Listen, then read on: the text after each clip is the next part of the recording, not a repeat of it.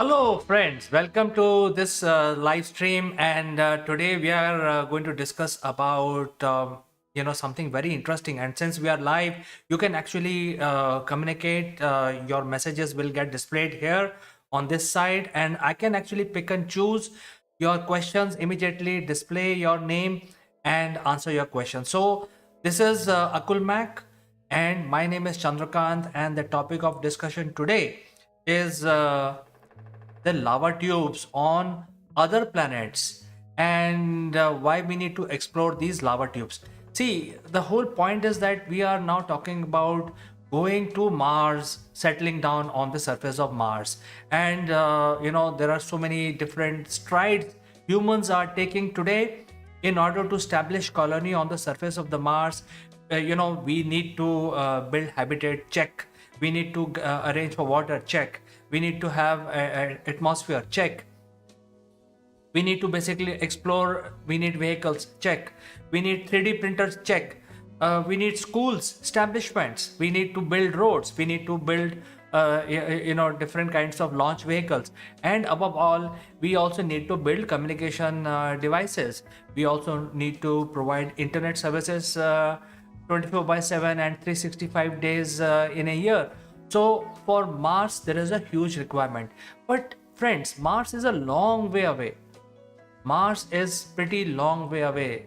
Why I'm saying so? Because Mars is having a much wider rotation around the sun as compared to Earth, and the Martian year is almost twice the size of Earth's year. So therefore, when Mars go around the sun, the closest opportunity from us to hop on to into a rocket and reach Mars arises only after every 3 years. So every 2.5 years to 3 years, we are the closest, and that is an opportune moment for humans to travel from Earth to Mars and return trip. So if you actually hop on a ship and provided everything is ready on the surface of the Mars, then the idea is to at least stay there for minimum 3 years before you take a trip back. So the sprint for humans while they are on Mars will be a 3 year sprint. That means they will be there for 3 years in continuously, and so on and so forth. So they have to prepare for 3 years journey. Now these things are not so simple. These actually these kind of preparation offers logistical nightmare for people, and therefore we have a similar body very close to Earth, which is just a 3 days ride away, and that is Moon. Moon is also a celestial body, and it takes quite an effort to basically go to Moon also. But the whole point is that it is just 3 days away, and it is lot easier to set up a human colony on the surface of Moon than building the same thing on the surface of Mars. So first time is always difficult, and then you can always do a cookie cutter and replicate that effort and establish a colony on Mars. So if you have done it once on the surface of the Moon, the chances are you can replicate some of these processes and establish better colony or even enhanced colony on the surface of the Mars. So that is why we are actually having a live stream here for the scientific buffs and people who are interested in basically understanding this in more detail. So since I'm live, you can actually, and if you're watching me live on social media, you can actually engage by sending your messages.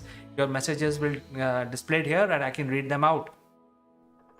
So the topic is that when we have decided that the first pit stop for us will be Moon, then the challenges of establishing human base on Moon are also immense. We need to build habitat, we need to create communication network, we need to send vehicles, we need to have robots, we need to have AI, we need to have plant life, cultivation, we need to arrange for food, and we need to also arrange for water and oxygen. So before all of this can be arranged, you can't imagine any human going and settling on Moon. So the first few missions on the moon with the aim to establish a permanent colony on the surface of the moon will require people who are engineers, scientists, um, archaeologists, and explorers, and people like that. And they will not be going there for on a permanent basis, because remember, trip to moon is only 3 days away, and a round trip is about a week. So suppose you plan your trip for a month, where your objective is to explore and map out the place, then your trip cannot be more than a month. But what do you do when you're there on the surface of the moon for a month? Where do you live? How do you breathe? What do you eat? So I think even before you start exploring, you need to basically build this infrastructure. Now, we know that on the surface of the moon there is water. There is scientists are working on different processes.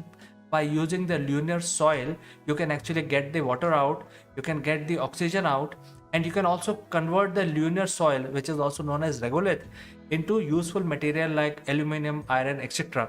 So you can build your habitat. But one of the biggest challenge today we have is where do we build? Because on the surface of the moon there is a lot of radiation, there is no atmosphere, so the solar wind or the solar radiation is immense on the surface of the moon. And then you have to bring your water, you have to also create a close confined structure to hold your atmosphere. So you need to start building this. In fact, there has been a lot of competition, especially to the startup community, where people have won awards of the best building technology using the local material. And so we have the blueprint of the kind of habitat we can build on the surface of the moon. We have the machinery which will work in an autonomous manner, but I think still there is a problem of radiation, and in case there is a some sort of a meteorite strike, then how do you protect yourself? So that is why today's topic about lava tubes on moon is very, very important. And what I'm talking about is that first we need to explore where these lava tubes are. And in today's stream, we will also understand a little bit of lava tube and how in the first place lava tubes are found on the surface of the moon.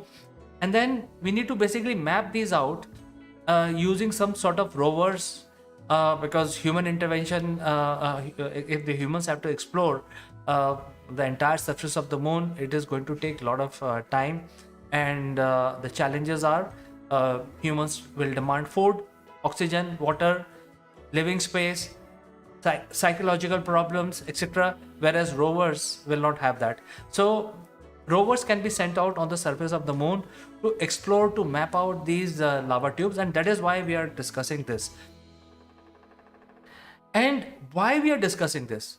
Because typically moon does not show any sign of any lava activity today. However, this picture actually gives us a hope.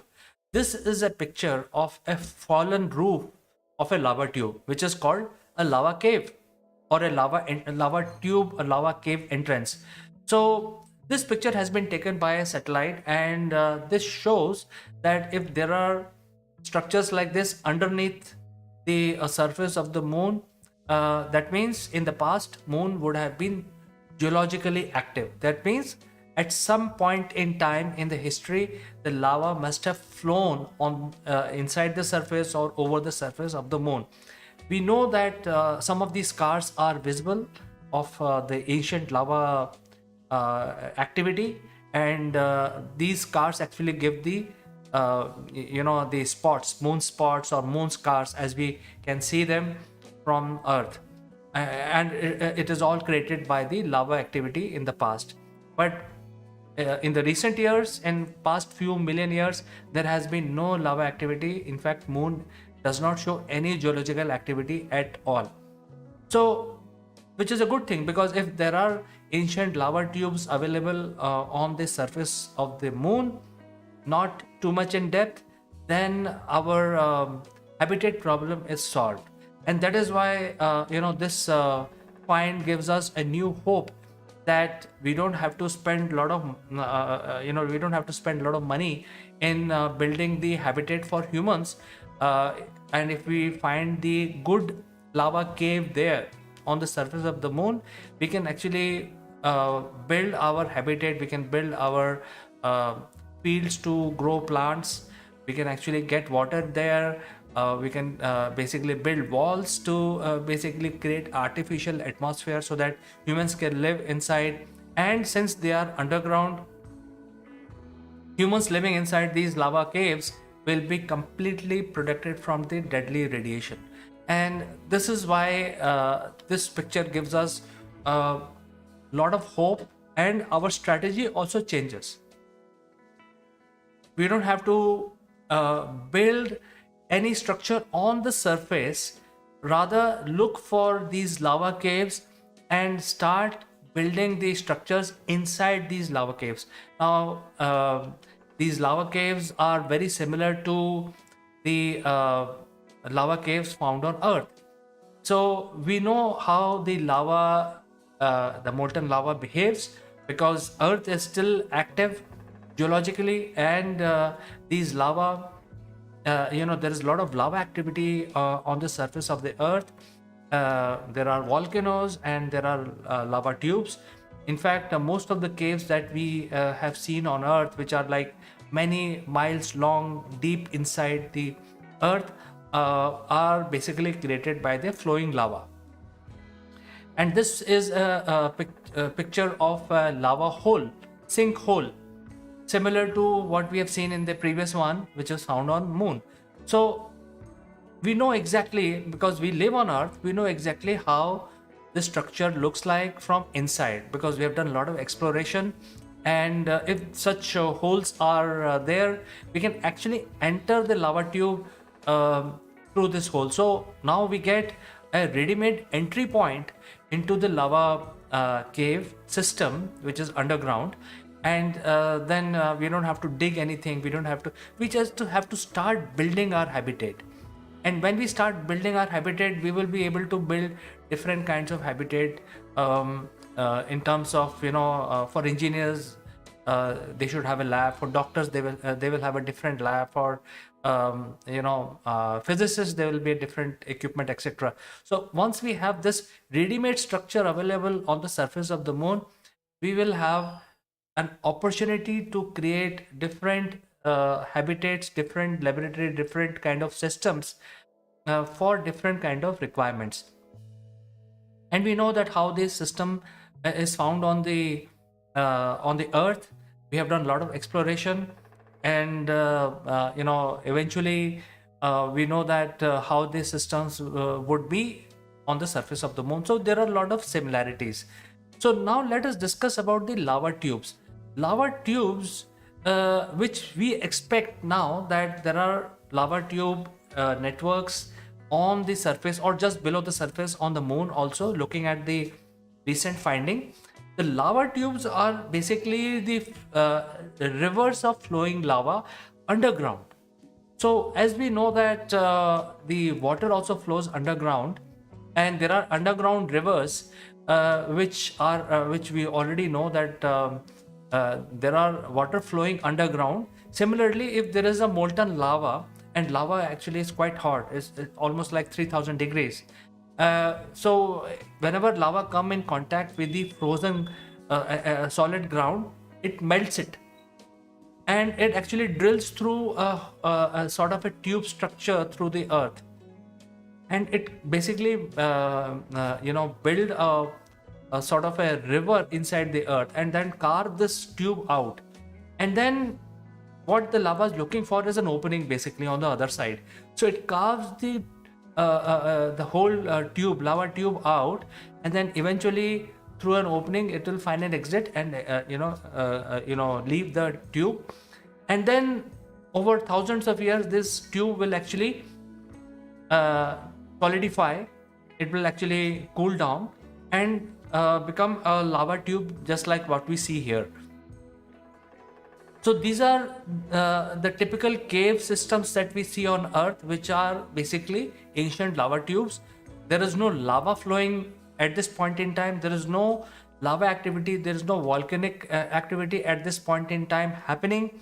However, these tubes are there, and ancient humans have found shelter in such tubes in the past. In fact, we see that humans had rather perfected living in such lava tubes, because these lava tubes provide them whole structure, and they are pretty large. Some of these lava tubes are pretty big, so you can actually have different kinds of living quarters. The smaller tubes will offer living quarters, and larger one will give you a hall where humans who are living inside the lava cave system can actually gather on occasions, etc. So we have seen that such human settlements have leveraged these lava tubes, because it can protect them from weather, it can protect them from a lot of other calamities, and they can be from the animals, etc., tornadoes. So they can find shelter inside these lava tubes, and they have done that in the past. They have actually built permanent settlement inside the lava tubes on Earth. So lava tubes actually offer a lot of these advantages, and if we find such lava tubes on the surface of the moon, then there is a clear game changer, because these lava tubes will also protect humans living inside from the deadly radiation which exists on the surface of the moon. Why we are talking about surface of the moon? Because that is a it's a step forward in order to establish future colony on Mars. So when we also look at the lava tubes, it's not only one tube it will carve out. What we have seen as per our experience on Earth is that the lava tend to flow like water, because it's now liquefied. It is basically become a flowing material, and whenever it finds softer ground, it will drill a hole through it and find its way out through that hole, and in the process actually create multiple channels inside the ground. So typically lava tube is not one single tube inside the ground. It actually comes with a huge network. So you can have a city type establishment inside a lava tube. So if you currently we are living on the surface of Earth because we have a protective atmosphere on our head, but we can actually find a big lava tube network and pretty much establish the entire city in that area without having to ever come to the surface. So what is happening in places like Singapore today? You are actually building an artificial network of rails, metro system, etc., and then you tend to live inside the ground. So humans are now already building the underground establishment artificial, but then here there is something natural available where the ancient humans were leveraging, and these kind of lava tube networks we have explored. In fact, most of the cave systems on Earth are made in this similar manner, which were basically once upon a time there was a lava flow, and because of that this lava tube network was created. So I think the prospect of finding a lava tube network on moon offers great opportunity. It actually reduces a lot of our work. If we are able to find a lava tube network which is very close to the source of the water, then we can get the water inside the lava tube, and the structure is already ready-made, given to us. We don't have to build roofs, walls. These are all given. Protection from radiation. All we need is basically bring the water in, process the water into hydrogen and oxygen.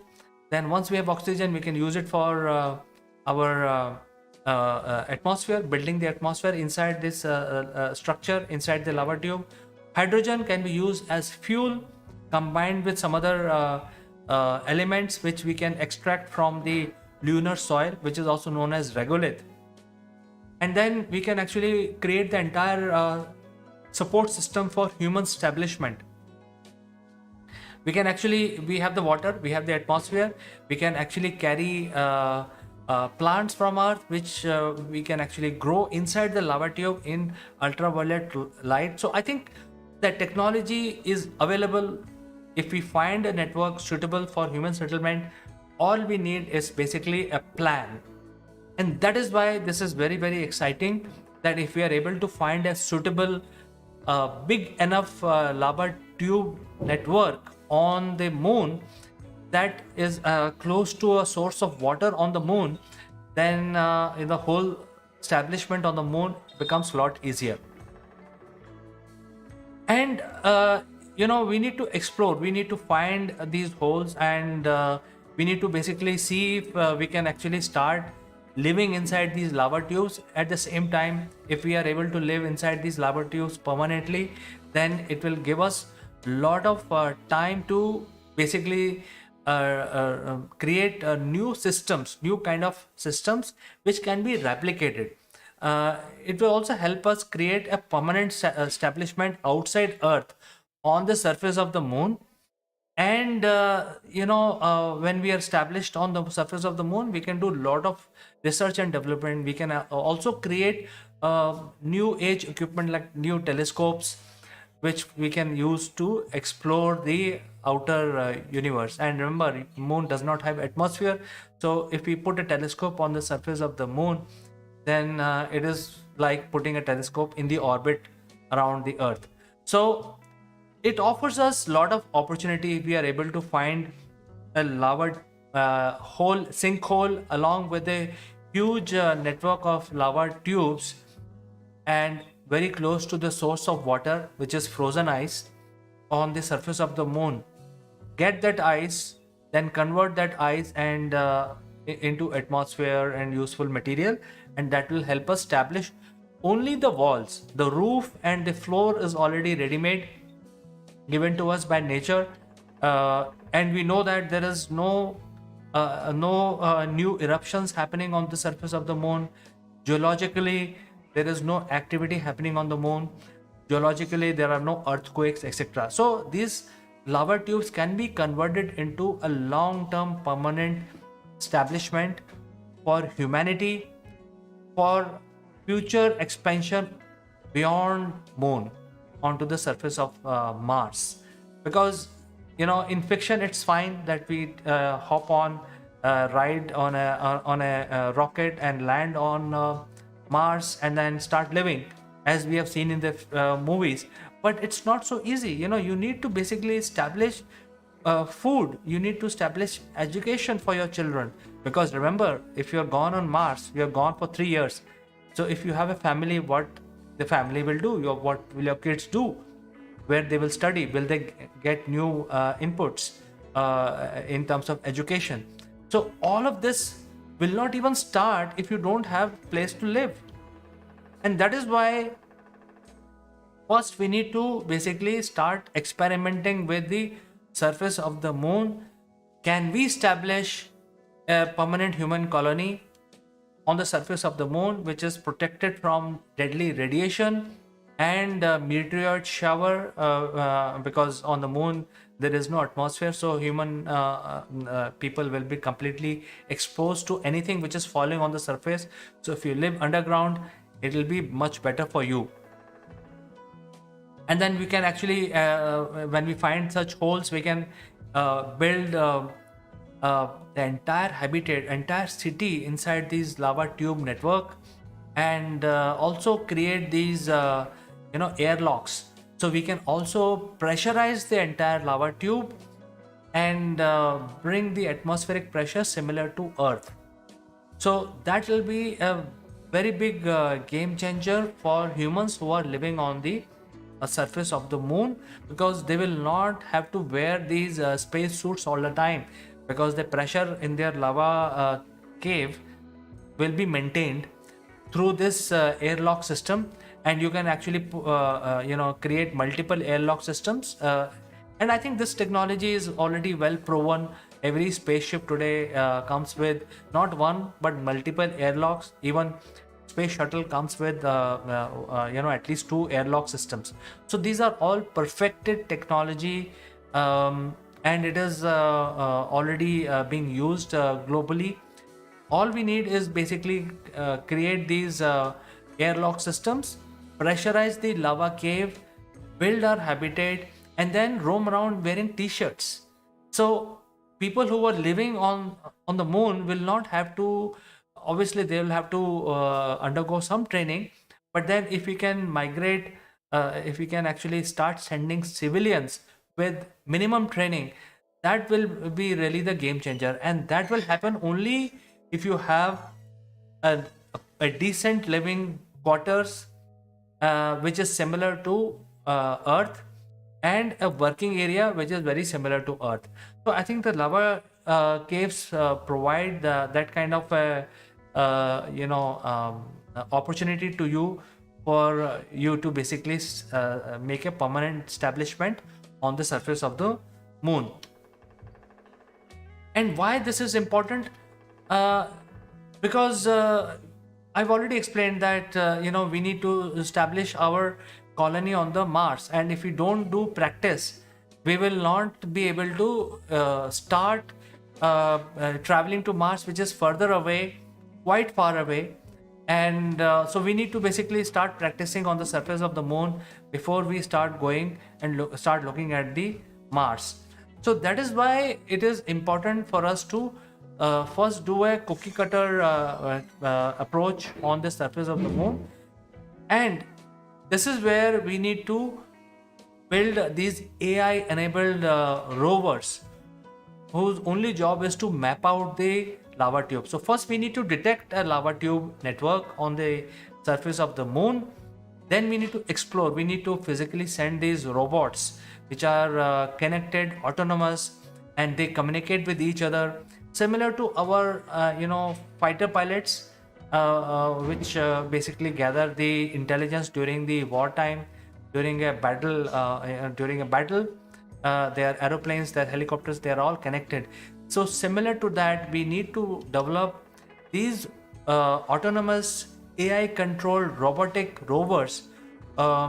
And as you can see that this is an artist picture, but they have to have low profile so that they can get into all kinds of areas inside these lava tubes, so that they can actually map out and explore the entire network, so that when human go, there are less surprises.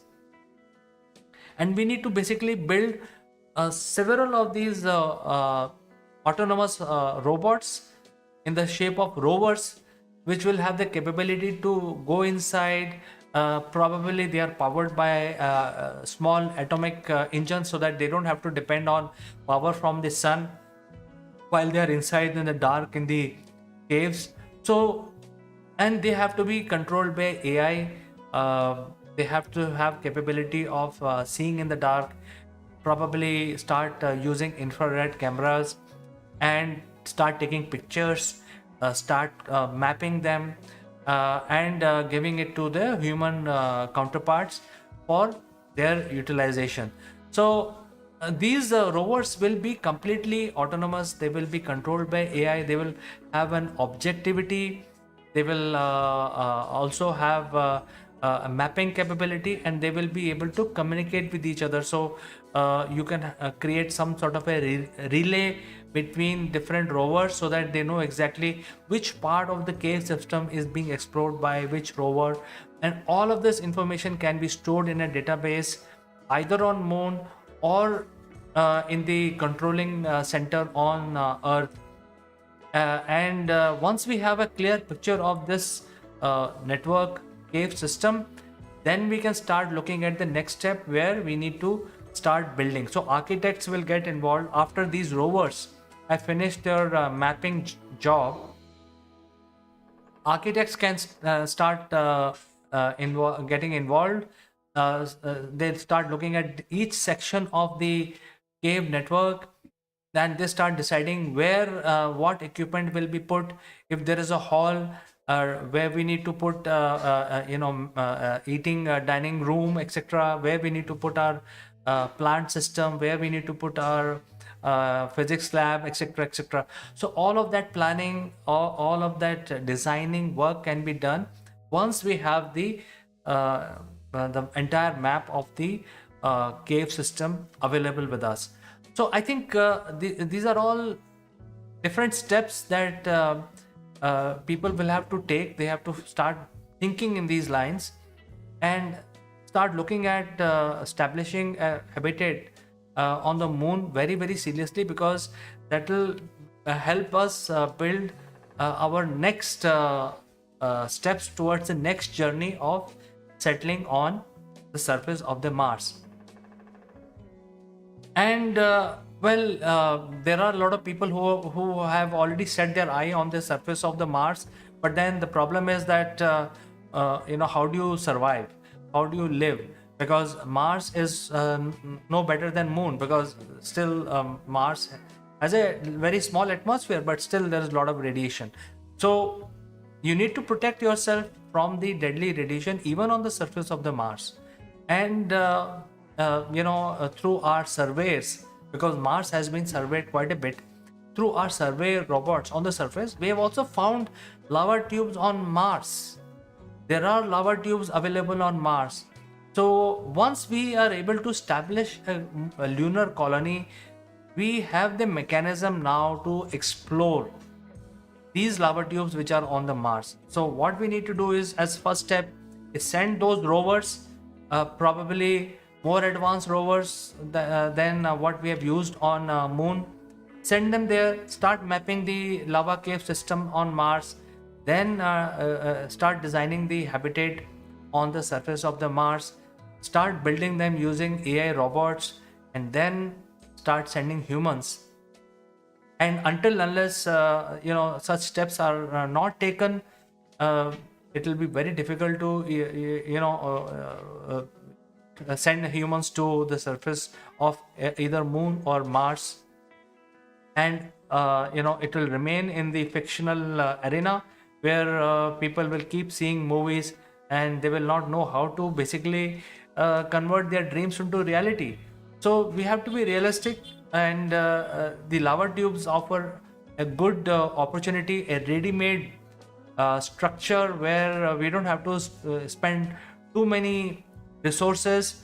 All we need is proper planning, proper infrastructure, proper thinking, and also start communication network, start building communication network, so that these rovers can communicate with the satellites in the orbit, and they can be controlled, or their inputs can be taken by the command center built on Earth. So all of this infrastructure is not a one-day job.